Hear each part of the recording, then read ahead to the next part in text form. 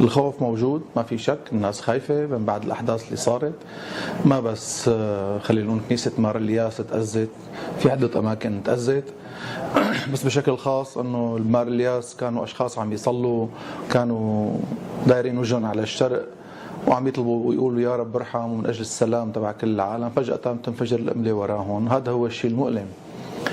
رغم كل هالشيء نحن نرجو ونصلي انه دماء ما تروح هباء، وتكون دماء هي بذرة سلام الغد. الخوف موجود عند كل العالم وبكل مكان موجود، ولكن إذا حملنا الخوف ورحنا فيه على غير محل رح يضل الخوف معنا.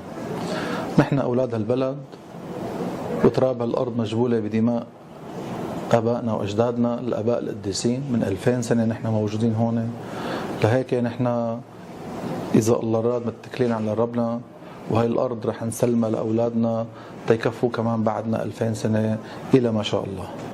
ليذكر الرب الإله في ملكوته السماوي كل حين، لا وجع ولا حزن ولا تنهد، وبما أنك إله الصالح ومحب البشر اغفر لهم كل خطيئة فعلوها بالقول.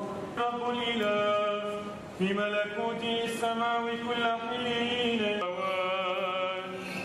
وإلى دهر الداهرين. بالنسبة لنا كمسيحيين للأسف نحن كنا ببلد كلها أمن وأمان، هلأ بلدنا صارت خوف لنا، صارت رعب لنا.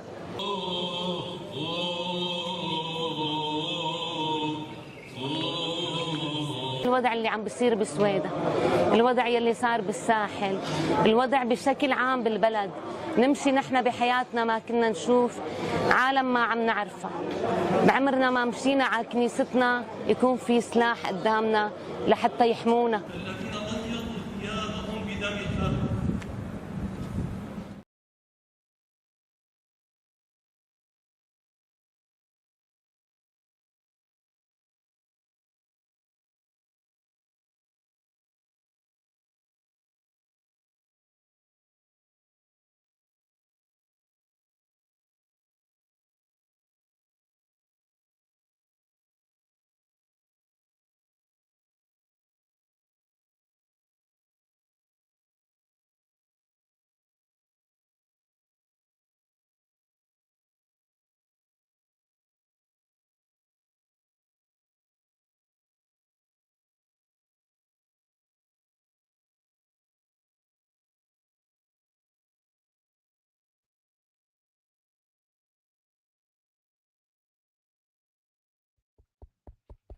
It should work now. Please let me know in the comments below if you can hear me well. I think you can hear me now. So yes, I know. I see your comments that there was no sound, and it worked. Yes, of course. It's always a software issue or a mechanical issue. So thank you so much, guys, for tuning in to today's live streaming. I really appreciate you already watching this stream on YouTube, on Rumble, or on Ganjing Word. And I apologize from you for not being able yesterday to do live streaming due to a health issue, which I had to rest. And I watched the previous live streaming and I found it really fascinating. The amount of information that I tried to present to you, and also the comments were really like it filled my heart with warmth, because I see people are appreciating this type of content. Today, I invited our friend, investigative journalist, Kit Klarenberg, to join me on Syriana Analysis, and he had to cancel his participation only 10 minutes before the stream due to an urgent family matter, and family comes first. So in 10 minutes, I decided to change the title, decided to change the thumbnail photo, the description, and everything, so that I could do at least a live streaming for you and answer you geopolitical questions. So in the next 1 hour, 55 minutes, 1 hour, I'm going to answer your questions, whatever question you have about the Middle East, Syria, Palestine, Lebanon, Iraq, Iran, Israel, United States intervention, Russian policy in the region. Today they have hosted Shibani, for example, in Moscow, which I found it very disgusting. You can ask me about Ukraine war if I'm able to answer about multipolarity, unipolarity. So this is this 55 1-hour stream is going to be about answering your questions. I'm going to read the questions and follow through all the questions that which I can answer. And I can't promise that I will answer all of your questions, guys, but in the next 1 hour, I will do my best to answer as many questions as possible. And thank you so much, our friend with Access, for your moderation, like always. Please like and share, as he says. I think the easiest thing to do now to like this video and pose a question, and I will be here answering your questions. Thank you so much, the Iranian Putin, for being a member of this channel for 15 months. You're always the evidence and the proof of this channel being under a Russian payroll. Like some people come and claim that, right? So you come with the Putin's profile photo with an Iranian flag behind it, and you become the member of this channel for 15 months. That would be hilarious if there are any intelligence assets watching this channel, unfortunately. So I was a bit shocked. What are they cooperating, HTS and Russia? The cooperation between HTS and Russia is basically, in my opinion, about few things. The first thing is the Russian naval base in the Mediterranean. The second, in my opinion, after the Kurds have become already under the patronage of the United States, and soon Israelis will extend this David corridor to the eastern shore of the Euphrates unless some miracle happens, which may stop it. And the Druze in Asweda have become under an Israeli patronage or the protectorate, right? So it seems now the turn has come to the Alawites in the coastal cities, and Russia may present itself as a protector of the Alawites or the Christians in these areas, which extends from northern Latakia mountains to Latakia, Tartus, Jable, Banyas, and probably in some of the villages in the Christian Valley. Now, the second thing they would cooperate is, of course, to limit the Turkish influence in Syria, which is a mutual ground between Russia and Israel. So Russia, if you remember, Benjamin Netanyahu was in Moscow before the visit of Shibani to Moscow. So they're coordinating also to limit this Turkish influence. Yeah, so this would be the files that they are cooperating now. Russia and HTS or al-Nusra or this terrorist regime. If you ask my opinion, this is a disgusting, and today I posted the photo of the handshake between Lavrov and Ahmad al-Shibani, and I said disgusted is an understatement. Isn't multipolarity much more fascist than the neocons? I truly don't know if this question is a serious one. Is it a sarcasm? Is it? I don't understand the question, to be honest, because multipolarity means that different power circles in the international scene would share the responsibility of managing the world affairs without exclusively limiting these powers in the hands of one power, which is the United States at the current moment. This would be more democratic than the unipolar system.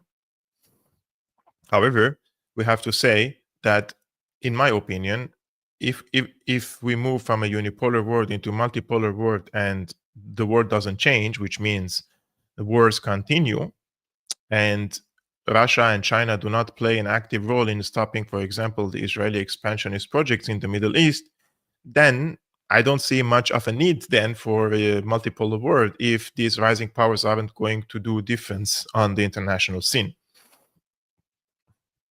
Let's talk about Russia-friendly relations with Israel and new regime in Syria. This could be why Iran is hesitant to go accept Russian military support. Yes. Actually, Iran has always been cautious with Russia and always wanted to cooperate with Russia, but at the same time stay on the safe side. Iran always wanted to have an independent approach in the Middle East and saw its approach in the region in a different path or on a different path compared to the Russian one.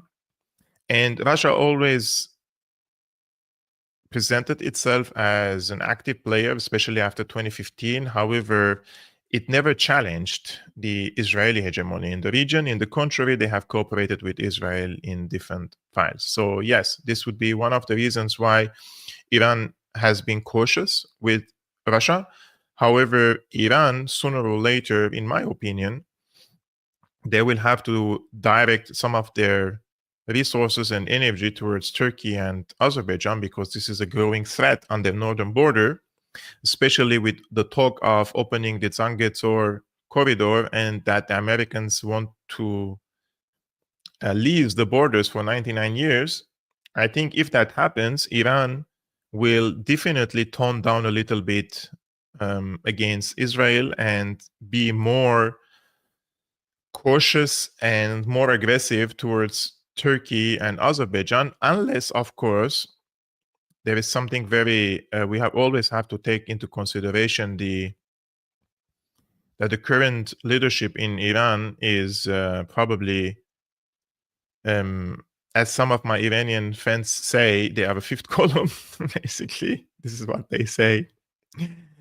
And a few days ago, I read a statement for Pezeshkian basically saying that the Zangezur corridor is a sovereign matter of Armenia and Azerbaijan, and they're not going to object it. But this is like shooting yourself in the feet. If this is the case, if I'm saying this is the case, and this statement would be materialized into new political reality on the ground, then I think that the people who are worried about a coup attempt in Iran, I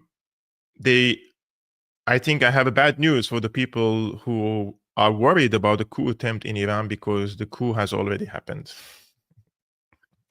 Since the helicopter crash of Ibrahim Raisi.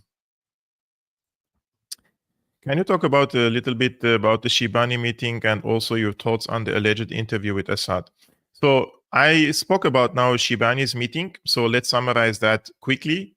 The cooperation between the Giuliani regime and Russia are about the Russian naval base in the Mediterranean and limiting or keeping the Turkish influence, or limiting the Turkish influence in Syria. And this would be also in cooperation with Israel. Now, the alleged interview of Assad, it will probably be on Sky News if the reports are accurate, of course, because two of the journalists who came in public and said Assad will give an interview, they work for an Emirati outlet, and I don't have an independent source to verify these claims. But if the interview happens, we will see it. And if it happens, I believe or think that this would be on an Emirati channel, probably Sky News. And if anyone is listening, if by any chance Assad is watching this, I truly hope that he answers these questions in a non-presidential way. There's a difference between answering the questions in a presidential way, because you're the president and you have responsibilities and constitutional duties, and also every word counts. Now it's the same, every word counts, but when you answer as a person who was a president to explain the context of what happened in the past, which I believe the people in Syria deserve to know the answers, then he needs to answer them in a non-presidential tone and style, and not to give this, a politician answer. He has to be by himself and show who he is, and he's an intelligent and smart person. I'm sure he can answer this question quite well. And the only thing that I would advise is for him not to be a presidential. Kevork, your beard looks majestic now. Actually, it's a really bad day for my beard. I was outside walking and it rained like hell. And during summer days when it rains and humidity is high, it becomes really difficult to bring it under shape, basically, into shape. So our friend Muhammad Mirlohi sending us hearts. We're sending him hearts back. Will you write a book telling the full story of the Syrian war? Now, there are people who already wrote books about Syria, one of whom is my friend William van Wagenen, and I have read the book. It's a brilliant book, actually. It explains a lot, but I will write a book about Syrian war from the historical perspective, from the geopolitical perspective, but also I will add some personal touches on it, because I believe there are 3 Syrians, basically, who have done a brilliant job in the English media platforms, let's say, or in this English media world, English speaking. It's me, Mimi, and Richard. Richard joined later, 2019, 2020. Mimi was from the beginning, since 2011. She was a very strong vocal. And I joined 2012 on Facebook and then made this YouTube channel. So I will definitely add more personal touch. This is definitely going to happen. Yes, Iran paid Russia-backed Kevork. So your question, why did Hamas at one point support the revolution in Syria? So first of all, I think we cannot separate between Hamas and the broader Muslim Brotherhood ideology and the world. Hamas received tangible support from Syria, political support and military support from Syria. But when the Arab Spring started, and Qatar and Turkey played an instrumental role in bringing Muslim Brotherhood forces into power in Tunisia, Libya, Egypt, Hamas was told by Qatar that the days of this Syrian regime is coming to an end and you're on a sinking ship, so you have to jump the wagon so you can preserve yourself. And once you preserve yourself and we, the Muslim Brotherhood powers, gain momentum in the region, you will have more role to play in the region, right? You will be part of a global or regional alliance of Muslim Brotherhood powers in the region. And that's how Qatar convinced Hamas to leave Syria in 2012. And once they went to Doha, which is, in my opinion, what is Qatar? Qatar is an American satellite country where the Americans have the biggest airbase in the region. They have become compromised. And now Qatar and Turkey are asking Hamas to disarm in Gaza. So Hamas is, in my opinion, is not the most intelligent player in the region. They have made horrible mistakes, and they have brought their own end as well. This is going to be this is going to end very, very badly for them, for Hamas and for the Palestinian people in Gaza. I'm not blaming them completely, but they have definitely played a negative role. Definitely. I'm not a fan of Hamas at all. I said that many, many times. I'm not a fan of Muslim Brotherhood groups in the region. And I'm waiting for this misery to end in one way or another in Palestine for me to give my full opinion about Hamas, because I cannot really come and add, as we say, like a lemon to the wound. Meanwhile, the Palestinians are starving, you know. Timing is everything. And Hamas, PLO, lots of political parties in Palestine have made huge errors. And Israel has capitalized on them and exploited them and is on the way to finish the Palestine cause, unfortunately. Are the Russian troops still in Syria, and in what capacity will they stay? There are limited number of Russian forces in Al Hamimim air base. Definitely the numbers diminished a lot. We don't have much statistics about it, but they have small squadron of air force and some cargo ships, and their, let's say, the navy is also very modest presence compared to the Assad era. Now, Turkey will, of course, try to take over the coastal cities through its proxy, HTS, Nusra, and Russia. That's why Russia is now talking to this Jolani regime, so it preserves its interests. And if the Jolani regime doesn't preserve its interests, then they will also cooperate even further with Israel.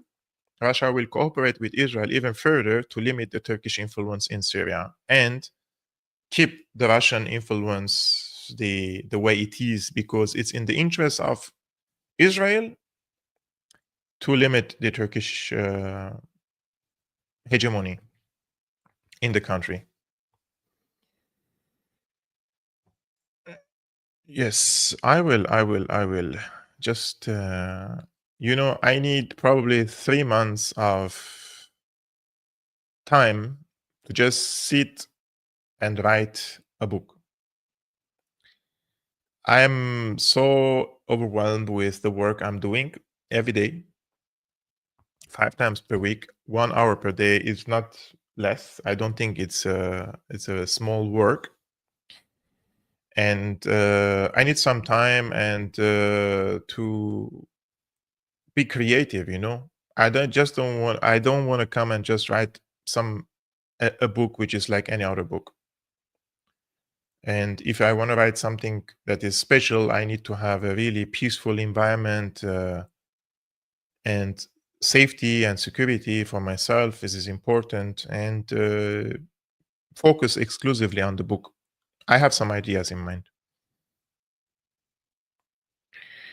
Will the Arabs ever stop being slave to the Lawrence of Arabia? Well, Arabs had lots of opportunities in the region to use the resources they have to promote progressivism, to promote for the establishment of regional order, which is based on economic integration between these countries. Unfortunately, even the people who had a vision for a unity in the region, they were ideologues. Like, they were so quick, they want to just unify all the countries like Egypt and Syria did, and Syria and Iraq were also discussing similar unity.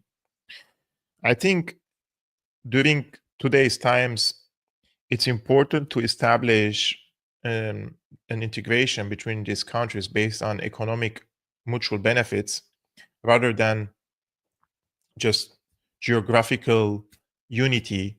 However, because some countries are very rich compared to others, they have no interest basically in being part in any project which could bring this geopolitical and geoeconomic integration into the region.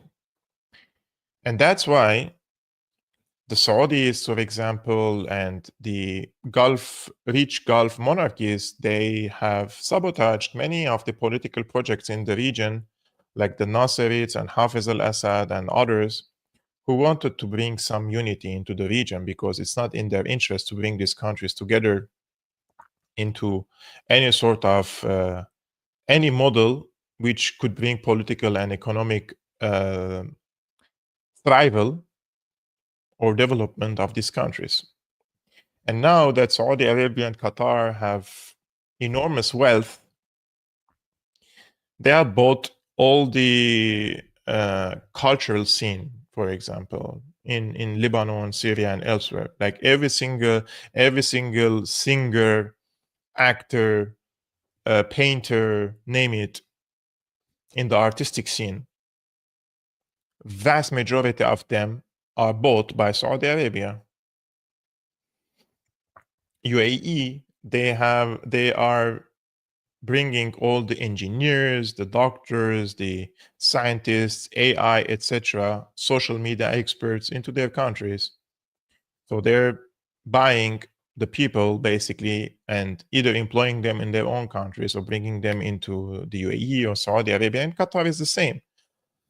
If you're a journalist working for a Qatari-funded outlet and they're paying you $20,000 per month, I'm quite sure you're not going to be suicidal and talk ill about Qatar and be in line with the editorial line of Al Jazeera, basically, and do the bidding of Qatar, right?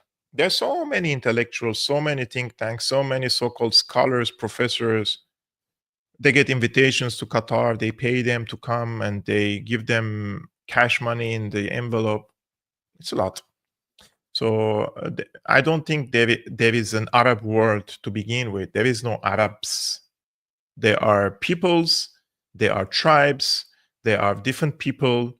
There are Arabs, there are Assyrians, there are Armenians, there are Chaldeans, there are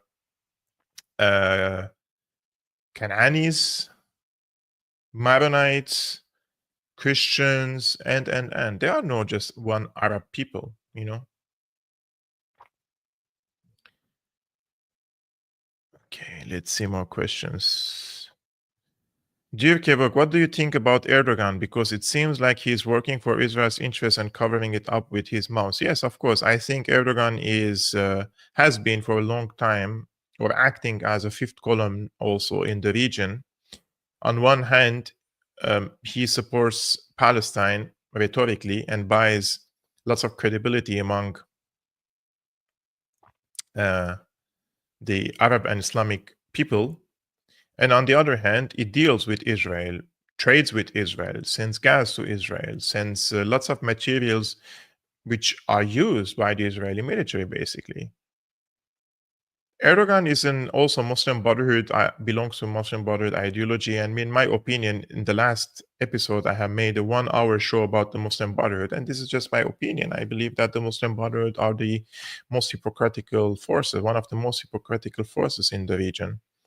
Erdogan now talks ill about Egypt and all the Arab countries who he says they're supporting Israel, but 40% of the Israeli war machine is enabled by Azerbaijani gas and fuel passing through Turkey. Was it a mistake for Hizb to open a front on October 8 and leave Syria undefended?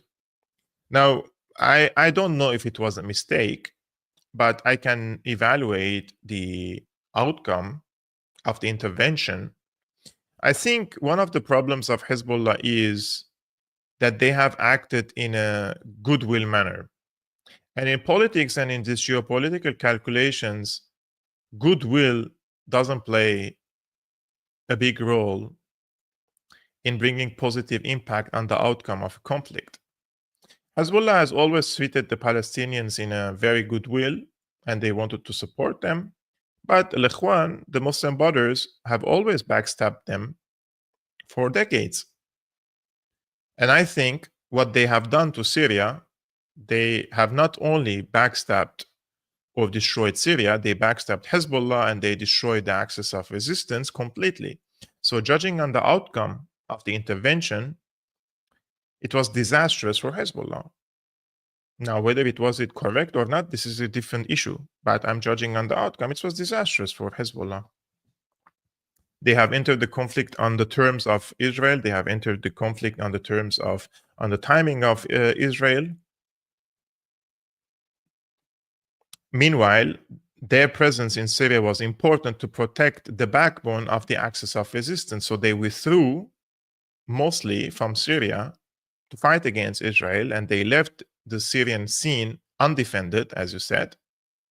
And the Turkey's Erdogan and Israel collaborated to continue the regime change and knock out Assad. And once Assad is gone, Hezbollah has been isolated and the axis of resistance crumbled. So you remember what we talked about with Axis about this case, right? Many people nowadays, also talking heads, experts, journalists, they either live in an illusion, or they're selling an illusion, or they are ops, psyops, fooling the people into believing that the axis of resistance is as stronger as it used to be in the past, and they're going to defeat Israel. Axis of resistance doesn't even exist now. And I don't know if the people watch the videos coming from Gaza. Is this my wishful thinking? This is my analysis. This is my observation, because I have eyes and I can see what's happening. If the situation continues like this, which will continue like this because Iran will not intervene, Hezbollah will not intervene, the Yemenis don't have the capacity to stop it. So who's going to support the Palestinians to at least stay in their land? Who? Which country? Egypt, Turkey, Qatar, they all now made a statement demanding Hamas to disarm, right? And once Hamas disarms itself, then the next step is going to be taking all these people out from Gaza. So my question is, why do you call the Persian Gulf the Gulf? So that's a very good question. I say the Gulf monarchies. Kamel Khalij, we say in Arabic. So the region, the Gulf, is a Persian Gulf. But when I say the Gulf monarchies, it's the leaders of these Gulf countries, right? There's not one Gulf country, there are different Gulf countries, but it's a Persian Gulf. And every time I use the term Gulf, an Iranian comes and wants to correct me, but I'm saying I'm using the correct word when I say the Persian Gulf as one block, or these Gulf countries, or what do you want me to say? The Persian Gulf monarchies, are they Persian? They're not Persian. They're Arab. Those are Gulf monarchies, right? I don't know. There is no news about Bashar al-Assad yet. If the interview happens, we will see it. I already answered this question. Why did Hamas support the revolution in Syria? What is your take on the European recognition of a Palestinian state, given that the Palestinian Authority is largely hated in Palestine, is ineffective, and Gaza lays in ruins?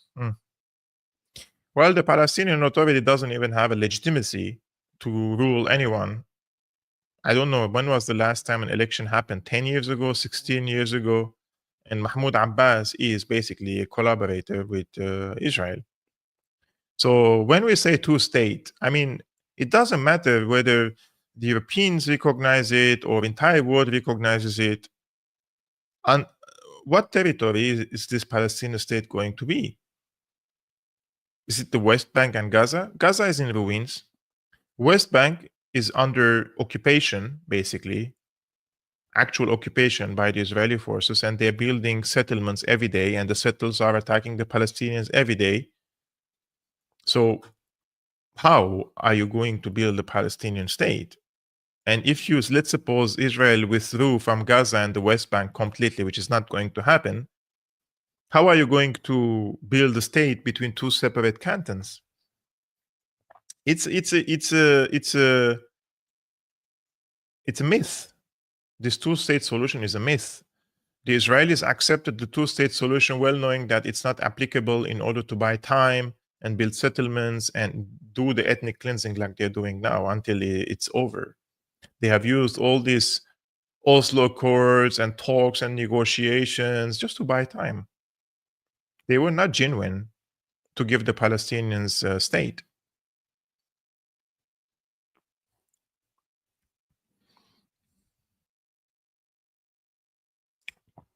Do you consider the Russian government as a colonial power? Why did the Russian government intervene in the Syrian war if not for its own political and economic political reasons?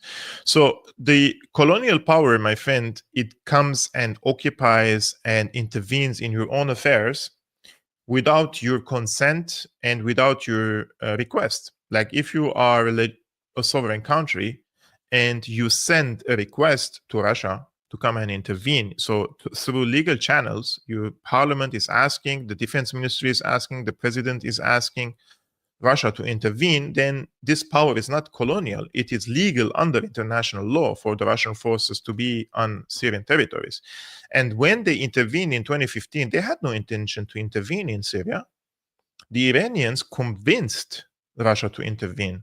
Qasem Soleimani was in Moscow and allegedly or reportedly sat with Putin for 6 hours, convincing him to intervene in the Syrian case, trying to convince him that the Russian intervention will protect the Russian backyard in Central Asia, because once Syria falls into the hands of the Turkish-backed proxies, these jihadists, then Turkey will expand into the Middle East and project its strength on Central Asia.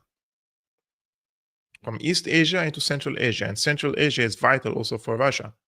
And this jihadi scene, if it is normalized in Syria, this could be used later on the front doors of Russia. And that's why Russia intervened. Now, Russia was managed and successfully managed to drive away most of these jihadi groups from the vital places in Syria, Damascus, Aleppo, Hama, Homs, many places, and they have all concentrated them into one spot, which was Idlib. And then the Russians came and they have imposed on Syria a political settlement, Astana Accords, telling them now we have to do diplomacy.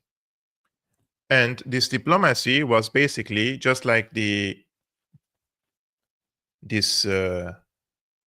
deals that they agreed in 2014 and 2015 with Ukraine. And later we learned from Angela Merkel and from François Hollande that they have accepted to deal with Russia and freeze the conflict so that they buy time to arm Ukraine. And this is what happened also in Syria. Turks and the MI6 and the CIA, when they were retreating and losing the conflict, they asked the Syrian army to stop the advances, and Russia imposed that settlement on Syria. And they have concentrated all these jihadis in Idlib, and then it blew up on the faces of everyone.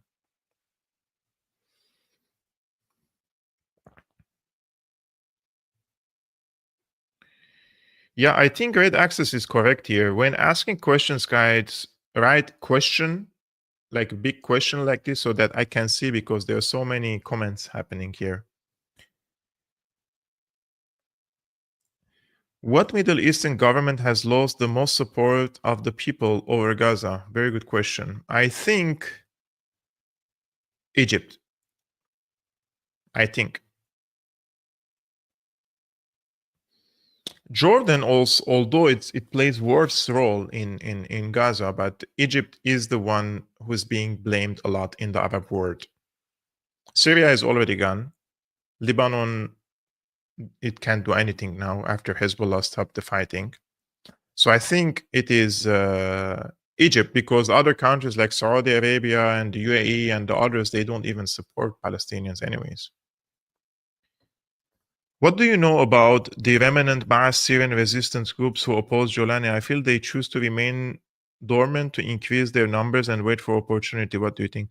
Look, that's possibility, but I don't think that there is a strong force, militia force, by the remnants of the Syrian Ba'ath, whatever you want to call it, a resistance or not, because most of them have already disarmed themselves, and they don't have any supply chains from anyone, and they don't have any regional or international power giving them any weapons. So if or when a time comes in the future and Russia decides that they will take over the coastal cities, just like the Israelis have imposed themselves as a protectorate over the Sueda and the Americans over the Kurdish areas in the eastern shore of the Euphrates, if I'm saying that moment comes, the Russians can give weapons then to the fighting age males in these areas who were part of the Syrian army in the past, and they could then have a meaningful and strong militia force to impose a new political reality there. And this political reality will definitely be either to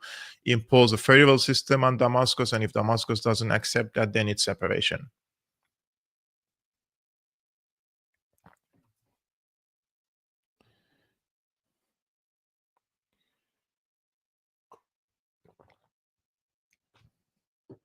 Sarah, you're repeating the question. Don't repeat the guys. If you ask question, don't ask the same question 3-4 times, because I want to read different questions, because I already answered some of the questions.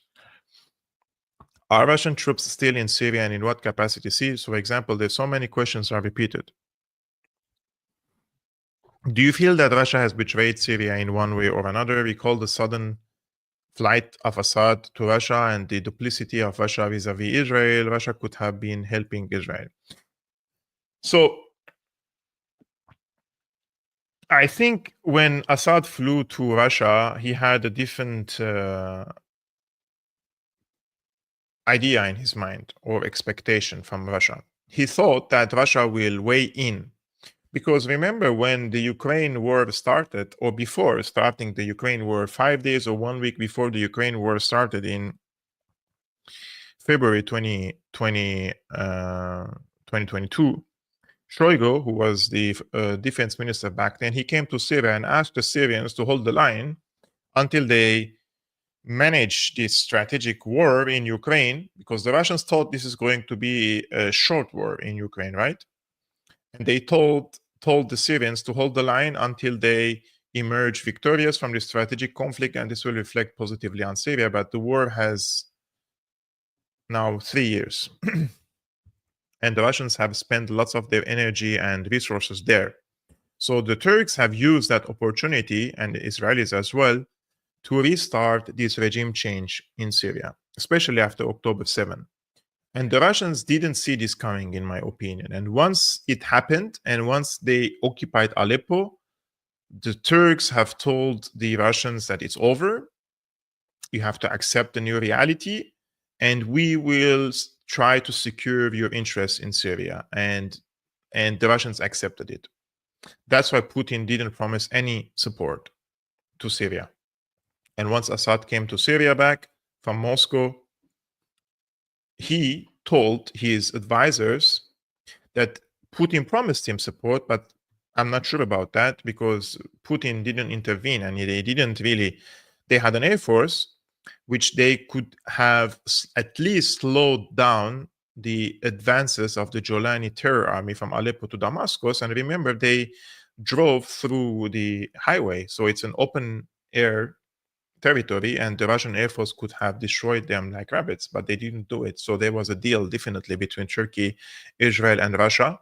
But after Aleppo fell, when Aleppo fell, the Russians felt that it's over already for Syria as well. So they dealt with Turkey and with Israel instead of weighing in again and spending lots of resources there on the expense of their strategic war in Ukraine.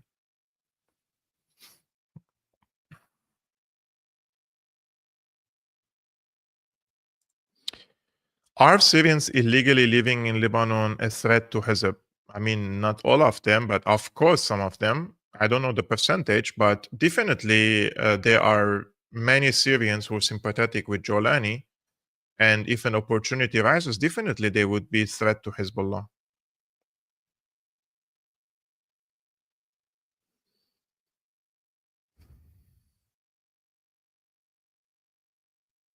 Let me maybe... Thank you so much, Alexander, for the support, token of support, he says. And what do you think about... I already answered this question, Aiden. I just wanted to see these highlighted comments there. How Hamas can preserve dead bodies of Israeli hostages? I really don't know the answer of this. I really don't know.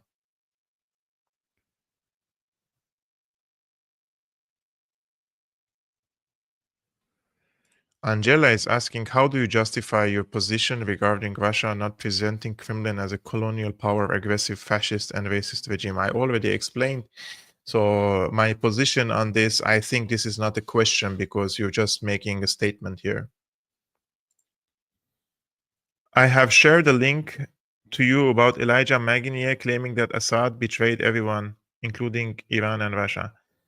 I don't want to get into this blame game. Everybody wants to claim to have sources. Everybody wants to claim to know lots of things. Everybody has special sources somewhere, and everybody blames someone. So as you see, like, I don't want to get into this blame game.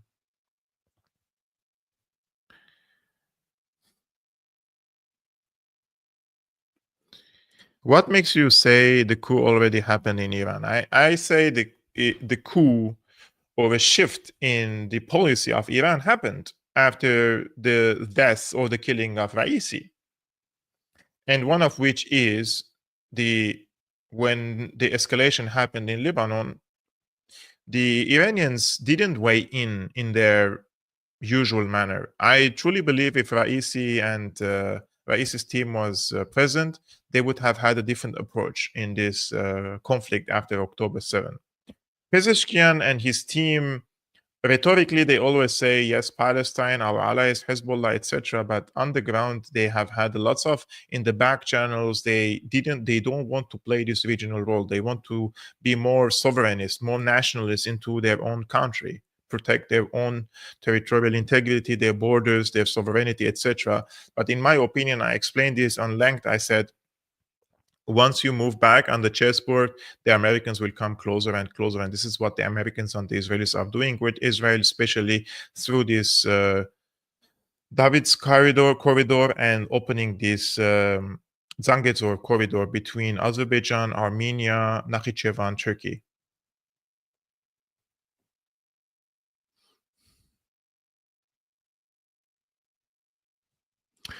I don't think that. Yeah, this is one of the issues with Sisi, that he doesn't really have a geopolitical cornerstone, something to stand on. Not many people like Nasser because he had an ideological approach for the region, a vision. But Sisi doesn't have that, and he doesn't even have the character of Nasser, right? I think Egypt is ruled by a deep state anyways. It's the military. Sisi is the front of the military, right? So the real people who are in power are the military. They own a big portion of the economy. And I think this style of governance is more effective than a one-man rule like it happened in Syria under Assad. I think Assad should have, especially when the war started to fade away in 2018, that he should have started building a deep state so that whoever comes next after him, the approach of Syria, or this Syria being an active player in the region due to its elements of strength, would stay. But this one-man rule is maybe it worked in the 60s and 70s and the 80s, but not in the 2025.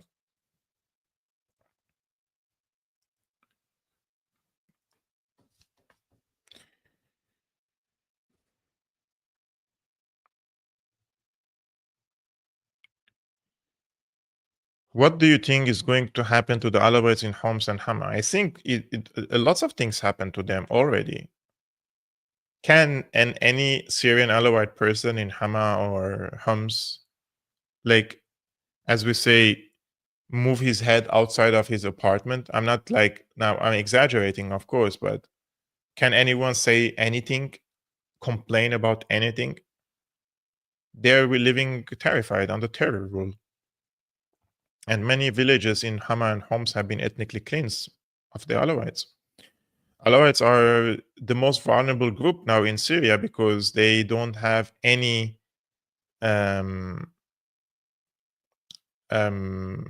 regional or international backer. They have disarmed themselves. They don't have any militia. And they're the most hated by the current regime. And they are considered guilty by association. So one person claims that Kevork is an RT journalist. Of course, this is fake news and false news. At least when you want to say something, at least be truthful, because I'm not an RT journalist. I receive invitations from RT to be a guest on their show. So in this case, those who think that Russia pays me or this and that, sorry to say, but you're an idiot. You don't know anything about anything. So that would be my answer to you. And if you want me to be a guest on other channels, ask them to invite me. So that would be my answer to you. I think I spent so many seconds for you anyways. Yes, Bashar al-Assad gave me $50 super chat 5 months ago. Exactly. I have enriched myself.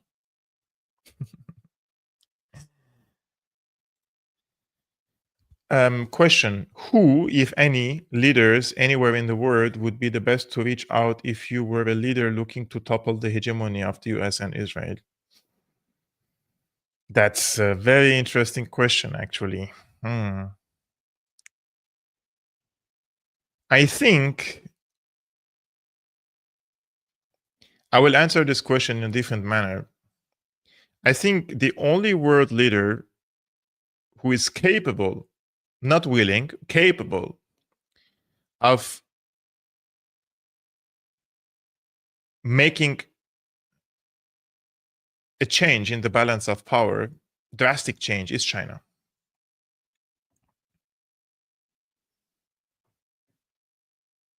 Capable, not willing. So, Xi Jinping.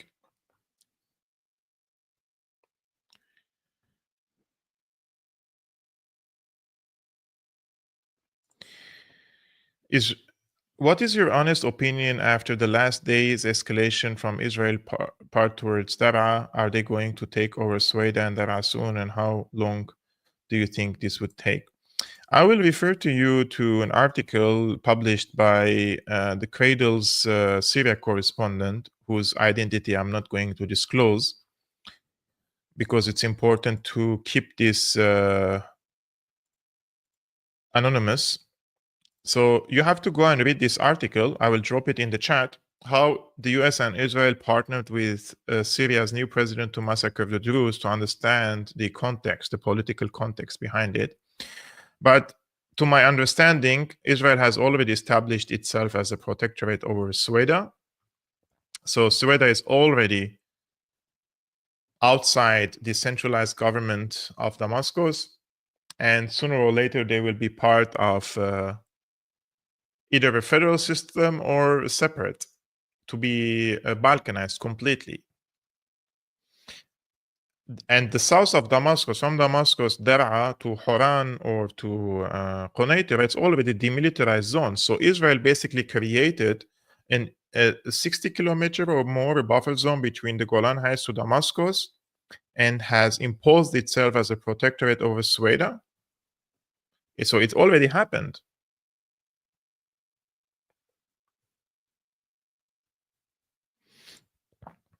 I don't know, my friend, about this. I haven't heard about this, but it seems that today I read some reports from Lebanon that the Lebanese government is going to give a deadline to Hezbollah to disarm itself.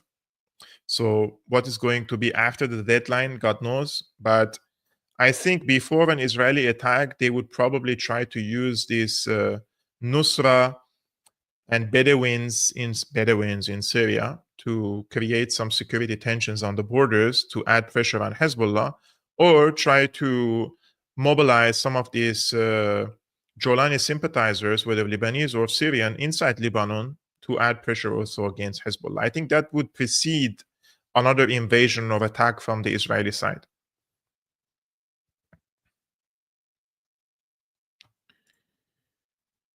What makes you say the coup? How many times these questions are being repeated? So,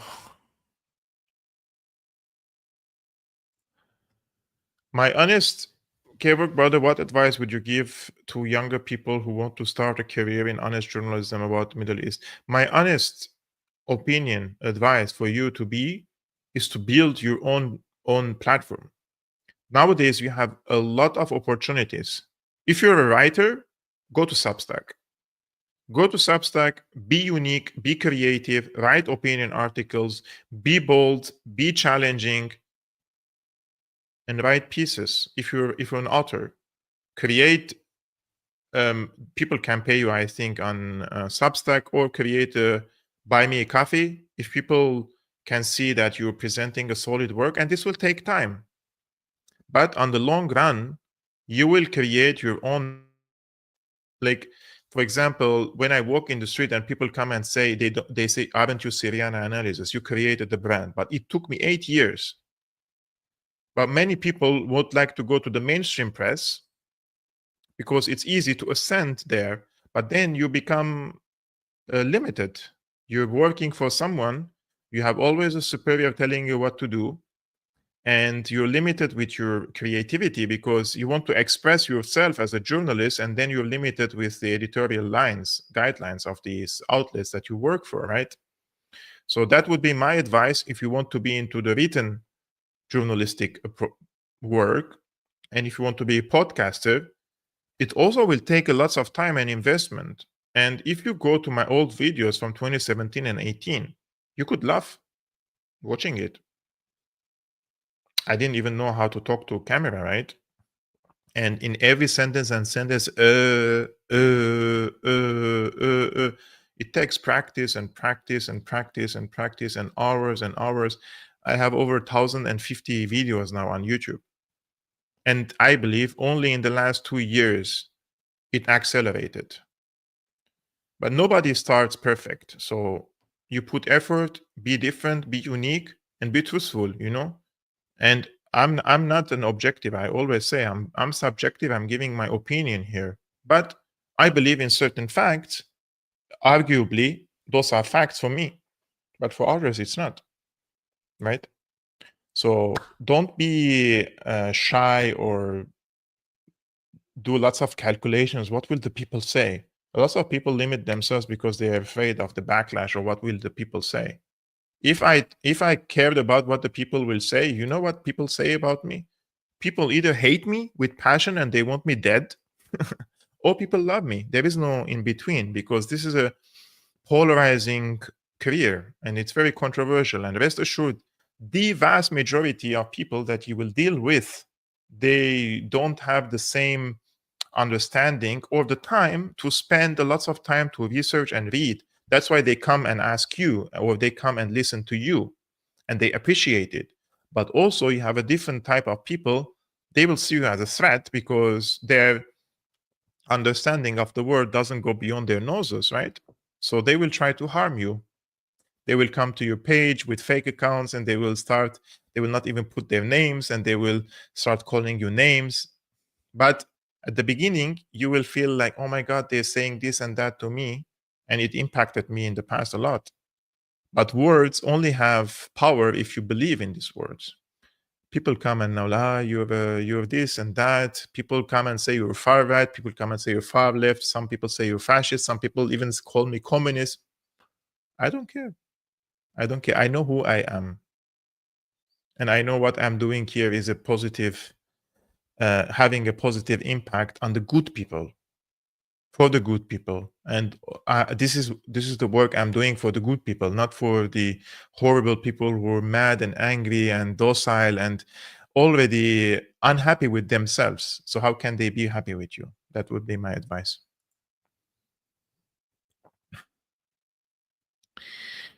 Ferouz has asked this question probably 10,000 times in this. From now on, I will call them Persian Gulf. If you want to make a scene out of it, I will continue calling them Persian Gulf, just to have, I've had enough reading this comment. I've seen it already 10 times. Abbas doesn't have a legitimacy over his shoes. Does Abbas and the Palestinian Authority have any legitimacy with the people of Gaza? He doesn't even have a say over his shoes. He's no one, basically. This channel is a Mossad outpost. Bravo. You're very smart. See, you have also such smart people between brackets who come to this channel. So you have to just ignore them, you know? So I'm trying to read more questions. Will Gaza have a gay pride if all Palestinians are removed? Allahu Akbar. I don't care if they have a pride, gay pride, or no gay pride. I just want for the people to live in peace in their homes. I don't really care about these things.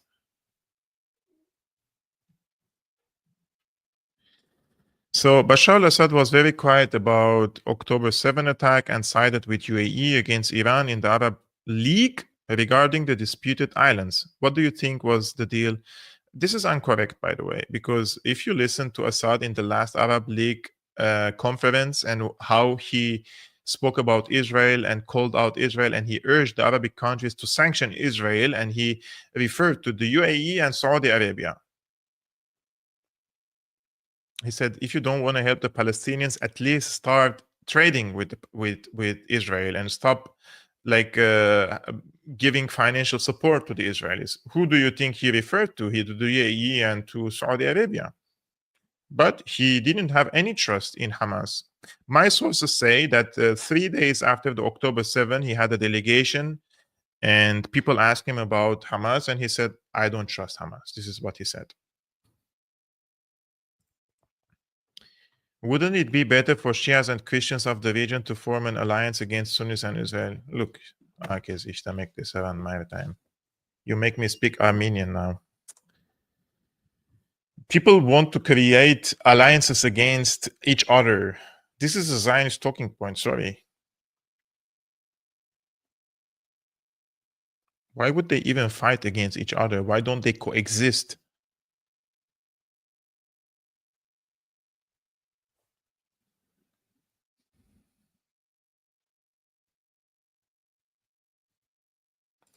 Where are you doing the hats? Merch? I don't have hats. I don't create merches.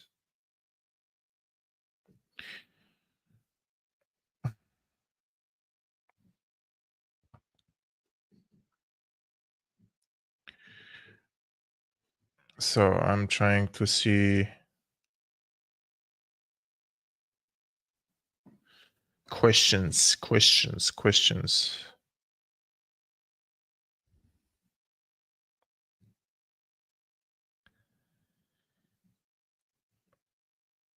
Good. Some people joined later saying good morning. It's good afternoon, good night. It's dinner time here.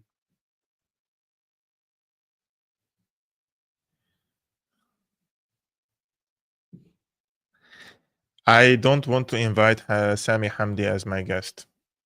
I really don't want to have him on my show. I don't want to talk to him. I don't want to do anything with him. I think Sami Hamdi is a sectarian, racist person, my opinion. And he's been pushing for sectarian lines in the region, dividing the people into sectarian and ethnic lines. And he has been a big supporter of Jolani. So I don't want to have anything to do with him, to be honest with you. I don't have the patience for him. I'm the problem, not him. So I can't really tolerate that guy. Some people kept sending me his material. It's just this guy is a hypocrite.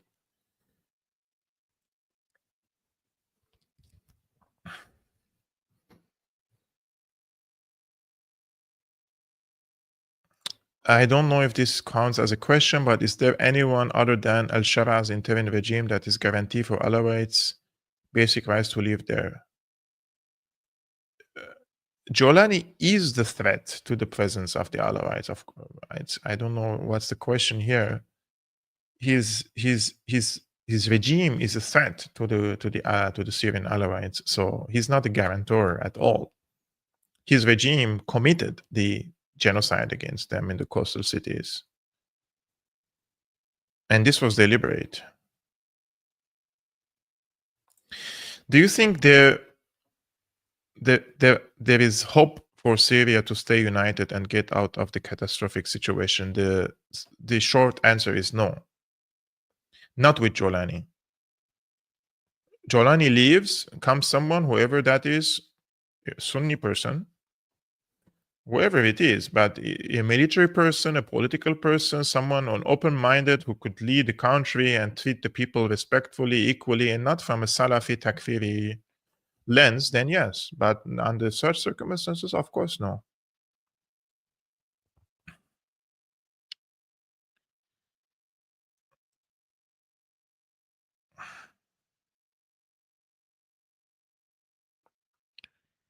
I think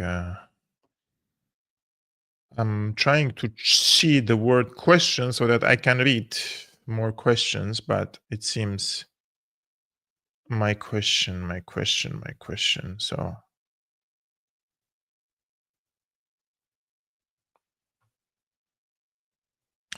Musab Youssef was recruited by the Mossad when he was in the jail. So this is what the Mossad and the CIA and MI6 and many other secret services do when they imprison people. They try to recruit them as double agents or agents. I think one of them was Jolani, of course, and Musab Hassan was also an infiltrator. So they have hired him. He's a Mossad operative and he's on their payroll. I saw a report about the creation of a coastal army sustained by Russia and guided by experienced Syrian officers up for now. So, look, there are around 2,000 Syrian officers who left the country after the regime change, many of whom are in Russia. So if they're going to bring them back to Syria, they can create a 15,000 manpower in the coastal cities. But without the leadership and without these officers, it's not possible.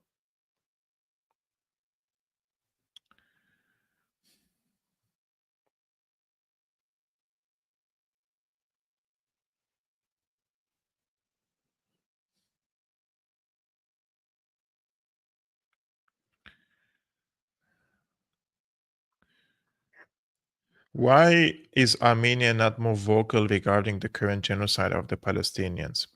Armenia is already not influential power to begin with. It will not have make any difference. But in the UN, for example, they always voted on the side of the Palestinians, even under Pashinyan. But Pashinyan is more pro-EU, pro-NATO guy, so you will not see him giving public statements supporting the Palestinians. That's not going to happen.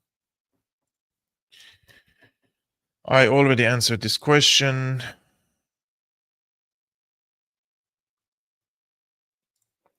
Kevork, we lost 14 years of from the hard work to support the Syrian sovereignty, but all the parties get tired from these conflicts. But now, how we continue to fight? Yeah, people are tired. We're talking about ordinary people, right? Ordinary people are tired. They don't want to carry on fighting, which I totally understand them.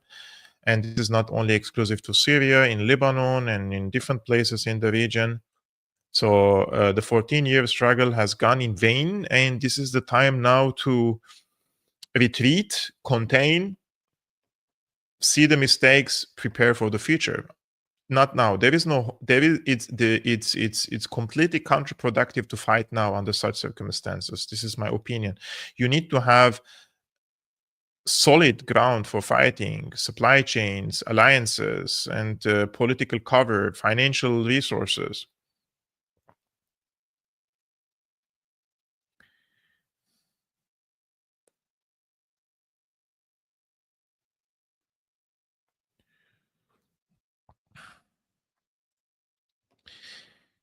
Given the pessimism of Europe here in West Asia, we are going to be the subject of the West till the end of 21st century, like the previous centuries. Well, the people had the opportunity to rally around the sovereignist movements, but they were divided into sectarian lines, and they were manipulated and brainwashed for a long time. And unfortunately, many people didn't learn from the past experiences. For example, during the Sykes-Picot, they were promised to rise against the Ottoman Empire, and then they will be given a united Arab country, and they were not given anything. And Arab Spring was something similar.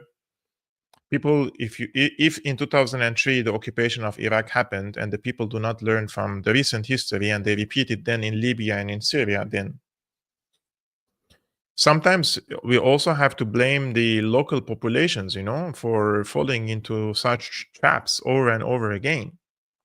Of course, colonialist powers are the ones to be blamed first, but colonialist powers cannot jump into your own country if your windows and doors are closed.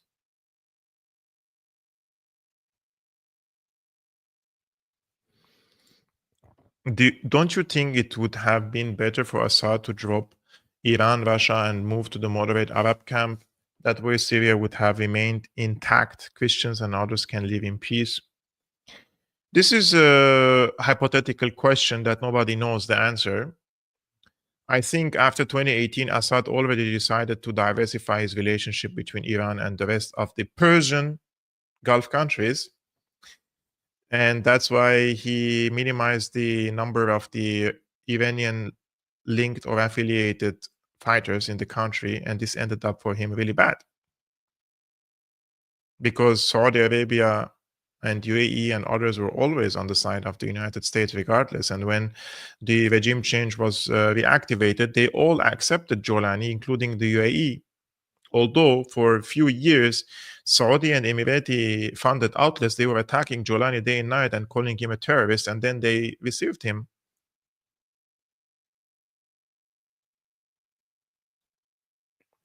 Question: the Assad regime banned Hamas. HTS lifted the ban. I think, my friend, you're living in a parallel universe, because it was HTS who banned Hamas, and Assad allowed them to operate in Syria.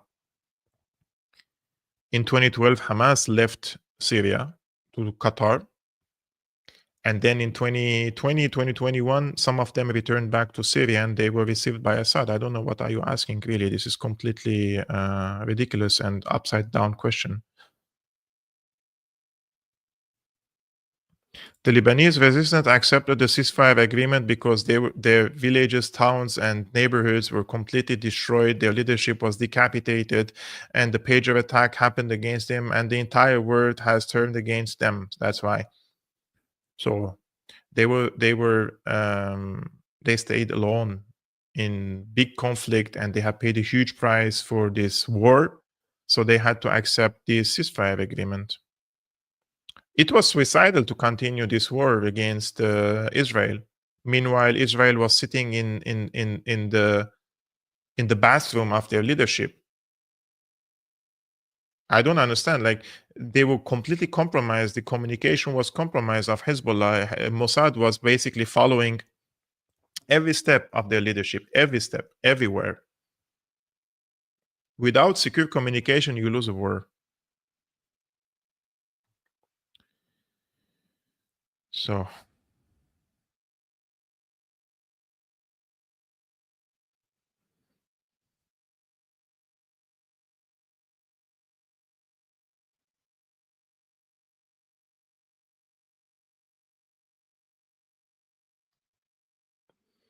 some questions I don't really understand when I am reading them.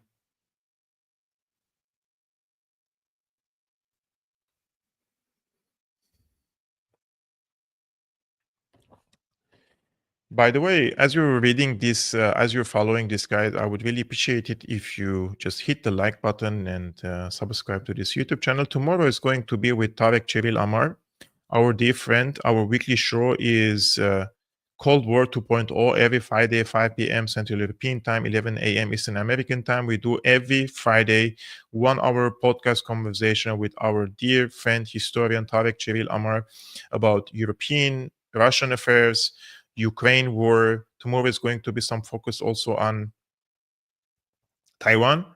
So there are so many things that we're going to discuss. I'm preparing them. So if you're looking forward to that, I would really appreciate it if you just follow this channel and like this video. And I think this is going to be the end of today's live streaming. I'm trying to really, like, there's so many comments, man. If I go, it's like forever.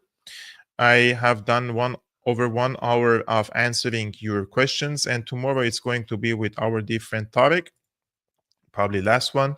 This is a highlighted comment. Can the Pope be persuaded, shamed into criticizing those responsible for the Gaza-Syria debacle? Would it have any positive political effect? Now, I think that shaming and persuasion is mostly going to be through social media. He's not there. He doesn't exist. His accounts are managed by someone else. He doesn't know what's happening.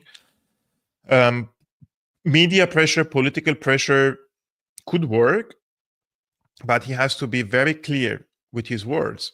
If he is going to play safe and diplomatic and not name things the way they are, if he is not going to follow these political statements with concrete political approach, then nothing is going to happen.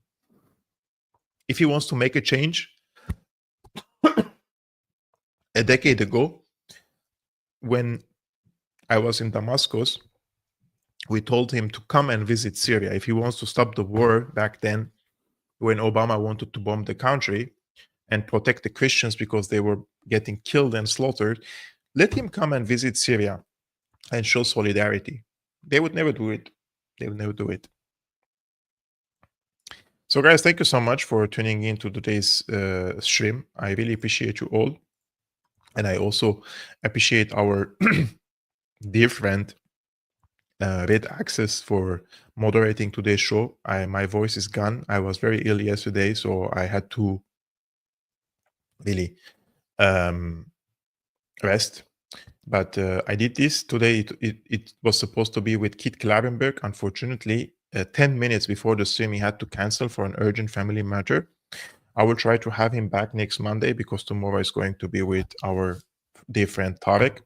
Red Access Habibi, thank you so much for moderating this. I really appreciate you, and I appreciate every one of you guys who posed questions here. Peace be upon you, upon your families, and I will see you tomorrow. Salam.